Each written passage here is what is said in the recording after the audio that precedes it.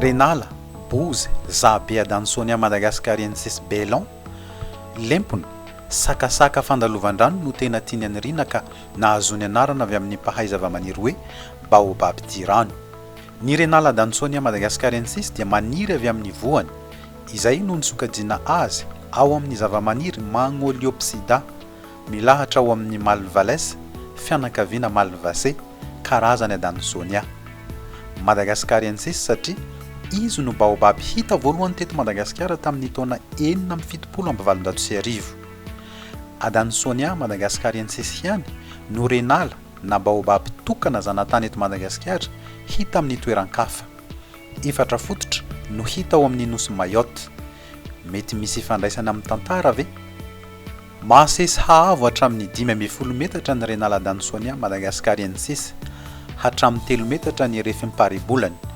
Isaky ny alina ihany vao misokatra ny felany rehefa amin'ny fotoam-pamelany eo anelanelany antsasaky ny volana febroary sy antsasaky ny volana martsa. Volonjaky ny volompelany. Bibikely na insecte, lolo, tantely, fany na vorona pirimby amin'ny alina no mampihaona ny voninahy amin'ny vavy ka mahatonga azy hitsaika hamorona voankazo. Rehefa tsy niaona amin'ny alina iny ny voniny lahy sy ny vavy dia mintsana ho azy avy eny ambony ny felany momba rehefa tratran'ny masoandro ampitsoniny. Miavaka amin'ny vatany mivohitra avy eny am-potony ny Adansonia Madagascariensis. Maraorao ny hodiny, mivolondavenona tanora manopy ankoso-bola fotsy. Somary kely raha mitaha amin'ny Baobab grandidiery ny voankazony, 10 hatramin'ny 12 cm eo eo. Tahak'izay koa ny voany somary latsaka raha mihoatra amin'ny grandidiery. Manana sanda-pitondra hery raha atao ranom-boankazo. Amin'ny finonan'ny fandovana teo amin'ny fiarahamonina teto amintsika dia hazo manan-kasina na faly ny Baobab na ny Renala rehetra amin'izay toerana aniriana. Asa no izy ngeza sy avo no anton'izany. Faritra avaratra andrefan'ny Madagasikara no ahitana betsaka ny Baobab Madagascariensis eto Madagasikara. Masarika mpizahatany maro izy eto amin'ny toeram-pizahatany Montagne des Français eto Antsiranana.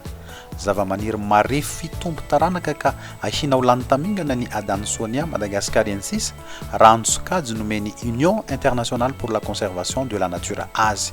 Ao anaty listeny zavamaniry annexe 2 ny CITES tsy azo ahondrana ny ivelany raha tsy nazahoana alalana na ny zanany na ny voany na ny voankazony araka ny lalàna sy didim-panjakana miaro ny zavaboary ahina ao lany tamingana eto amintsika.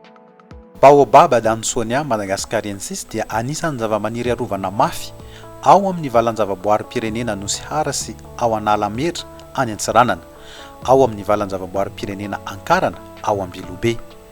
Renala Bozy, Zabe, Baobab Adansonia Madagascariensis Baillon fantaro fa hazo zanatany tsy tanaizanaiza afa-tsy eto amintsika na endémique eto Madagasikara.